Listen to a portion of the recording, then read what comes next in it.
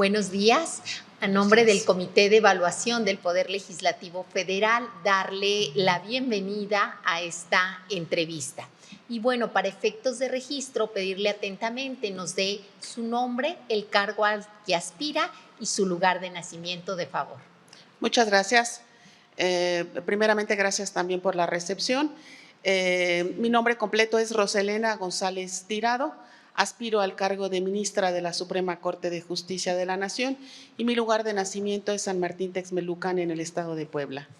Muchas gracias. Me corresponde hacer la primera pregunta y le pregunto, ¿cómo se conceptualizan las violaciones graves a derechos humanos y en el contexto mexicano en las últimas décadas de 1990 a la fecha, si considera usted que se han presentado casos de violaciones graves a derechos humanos en nuestro país? Sí, evidentemente la categorización de violaciones graves a derechos humanos me parece que atiende más a un tema de tratamiento, porque estimo que todas las violaciones a derechos humanos siempre serán graves, puesto que afectan nuestra identidad, nuestra personalidad, nuestra privacidad, nuestra capacidad para desarrollar actividades, y creo que todo tipo de violación a derechos humanos siempre será grave.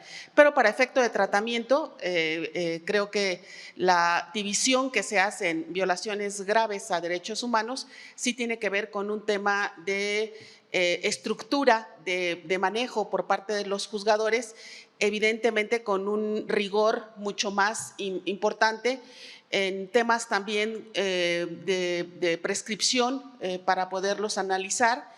Y bueno, evidentemente las desapariciones forzadas me parece a mí que son los temas mucho más delicados a nivel colectivo, porque a nivel personal pues tenemos muchísimos en cuanto a temas de seguridad se refiere. Entonces, creo que la posibilidad de que se manejen este tipo de violaciones graves a derechos humanos nos da este escrutinio para poder establecer tanto suplencias de queja como posibilidad de los juzgadores de allegarse pruebas de oficio y, en fin, la posibilidad específica de que cualquier tipo de reparación que se pudiera lograr siempre será óptima ante la víctima de conductas específicamente que son violatorias de derechos humanos en este contexto de jerarquía de violaciones graves, e insisto, no tan graves y a lo mejor mínimas, que creo que todas en realidad son graves, como lo señalé al inicio. Sí. ¿Desea comentar algún caso en México? Específicamente, yo creo que el tema de Ayotzinapa creo que es el que ha sido de los más renombrados, pero creo que prácticamente todo el tema de desapariciones forzadas han sido verdaderamente terribles en cuanto a este tipo de violaciones. Y creo además que la consecuencia de que los juzgadores conozcan de este tipo de asuntos tiene que ver en función de la reparación que se logre, porque creo que ese es el tema fundamental, no nada más hacer una declaración de una violación grave de derechos, sino cómo el Estado se va a hacer cargo de reparar, de integrar y de evitar que la víctima pueda ser sujeta nuevamente a otro tipo de violaciones de igual naturaleza. Creo que ese es el fin último, la bondad tal vez de este tipo de tratamientos radica en lograr resarcir, aunque sea un poco, a la víctima de este tipo de asuntos. Pero específicamente yo como juzgadora sí podría decirles que como tal no he tenido algún asunto de tratamiento, de resolución de algún tipo de violación grave de derechos humanos. Todas han sido, pero evidentemente en esta jerarquía no. Muchas gracias, Gracias por a su usted. respuesta. Buenos días. Buenos días. Yo le preguntaría cómo afrontaría usted desde la Suprema Corte de Justicia de la Nación la creciente preocupación por la corrupción y qué haría por la transparencia y la rendición de cuentas. En muchas ocasiones, cuando he tenido necesidad de intervenir en foros, yo hablo que la corrupción se maneja desde dos ámbitos. Una, la típica que conocemos, que es recibir dádivas, dinero, efectivo o en especie, favores por llevar a cabo la función, por demeritar la función, pero la otra, muy importante, es ocupar un cargo para el que uno no está preparado, devengar un salario ocupando un asiento con un cargo que no conozco absolutamente nada, me parece también que es una especie de corrupción. Yo no necesito recibir dinero si me están pagando por una función que no estoy desarrollando.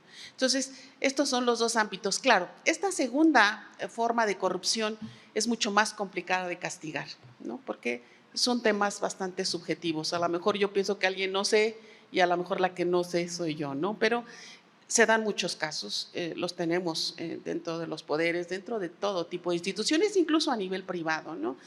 Médicos que no curan y que están cobrando, etcétera, ¿no? Pero ¿cómo poder aliviar este tema de la corrupción que es verdaderamente doloroso, aumenta cada vez más y que está evidentemente ligado a la impunidad? Yo creo que tenemos que establecer un sistema efectivo, real, libre de cualquier compromiso para poder llevar a cabo una labor de investigación. Creo que en nuestro país lo que nos ha fallado muchísimo es el tema de investigación. No tenemos realmente una preparación, una carrera, materias a nivel de las facultades donde manejan este tipo de carreras, tal vez la de Derecho, que sería la más idónea, pero me parece que en temas de psicología, entre otras facultades podrían establecerse verdaderas carreras de investigación, porque creo que es lo que nos está fallando. Tradicionalmente, pues los policías o las personas que están encargadas de llevar a cabo estas investigaciones no están lo suficientemente preparadas. Uno ve de repente las series en Estados Unidos como, claro, son series, pero a nivel real también se da cómo tienen un feeling las personas para llevar a cabo el tema de investigación. Y creo que en México nos ha fallado en todos los niveles el tema de investigación. Creo que es la base para poder sustentar buenos elementos probatorios, buenas carpetas que puedan lograr que no haya poder humano ni siquiera por parte del presunto responsable de poderlas destruir. Con un sistema débil de investigación, con un sistema aún más débil de poder encontrar suficientes pruebas para poder castigar a los culpables, la corrupción va a seguir existiendo. ¿Por qué? Porque no pasa nada, porque realmente tienen un incentivo perverso las personas que llevan a cabo actos de corrupción, porque ven a su alrededor todo mundo comete actos de corrupción y no les pasa nada. Entonces, creo que el tema fundamental aquí es el tema de investigación y la necesidad imperiosa de formar personas capacitadas para saber que la amistad o la relación que uno pudiera tener no puede jamás influir para poder sancionar a una persona, establecer mucho más controles en conflictos de interés para que las personas que tengan conocimiento de otra que por su amistad, por su compadrazgo esté cometiendo actos de corrupción, no pueda intervenir, porque eso es lo que genera este círculo vicioso que es como una cascada de alguien comete un acto de corrupción, está mal investigado, no hay suficientes pruebas y las únicas pruebas que llegan van a ser resueltas por personas que también son o forman parte de esos grupos, y eso es lo que genera verdaderamente una avalancha de impunidad que hoy en día nos tiene en donde estamos. Entonces, creo que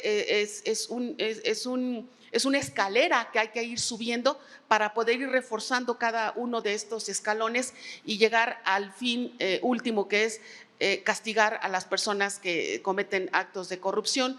Insisto, la otra parte de la corrupción me parece que también tendríamos que encontrar algún método, porque cada vez abundan más las personas que ocupan cargos y que no devengan realmente su salario. Y por el tema de rendición de cuentas, creo que es muy importante.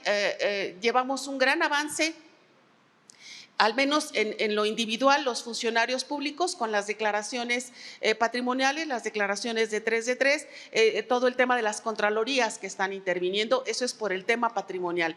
Y por el tema de nuestra función, creo que las rendiciones de cuentas que tenemos que hacer tienen que ser un poco más sencillas en su lenguaje, no tanto hablar de temas cuantitativos de cuántos asuntos se han resuelto, sino de hablar específicamente, aunque todos los asuntos son importantes. Yo siempre he dicho, tan importante es el juicio de una persona que está defendiendo su carrito de hot dog que le quitan en la esquina, como aquella empresa que le están cobrando 80 millones de pesos por un impuesto. Todos son importantes.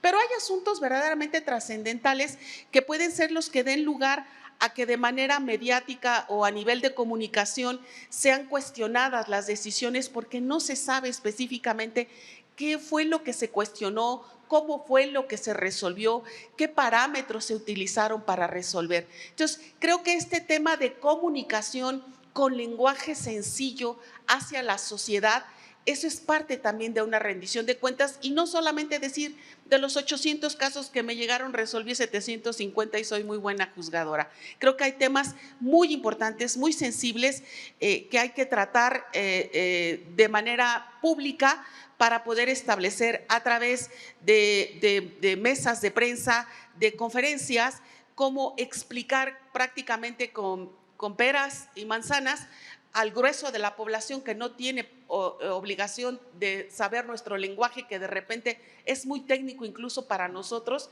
y poder determinar las razones específicas del por qué se resolvió en un sentido. Sí. Nos queda poco menos de un minuto. Si Sí. nos puede dar un mensaje final de lo que haría usted de llegar a ser ministra de la Suprema Corte de Justicia de la Nación. Sí, primero aportar toda mi experiencia de más de 30 años de juzgadora en el Poder Judicial en diversas materias, aplicar siempre mi criterio de estudiar los asuntos como yo quisiera que los estudiara un juez si yo estuviera del otro lado de su escritorio. Me parece que la ética y la responsabilidad y la falta de compromiso con cualquier tipo de parte es lo que siempre me ha caracterizado. Estudiar los asuntos como yo quisiera que los estudiaran, me parece que siempre ha sido muy bueno porque esto nos coloca en los zapatos de la otra persona y siempre atender a las personas, porque me parece que el servicio público empieza siempre por tener el contacto con las personas que quieren hablar con uno y no encerrarse en una oficina con el silencio de los libros y de los expedientes. Muchas gracias por su presencia y participación y le pedimos atentamente estar pendiente de las notificaciones que haga este comité en los días subsecuentes. Les agradezco mucho a las 4 y mucho gusto. Gracias. Gracias.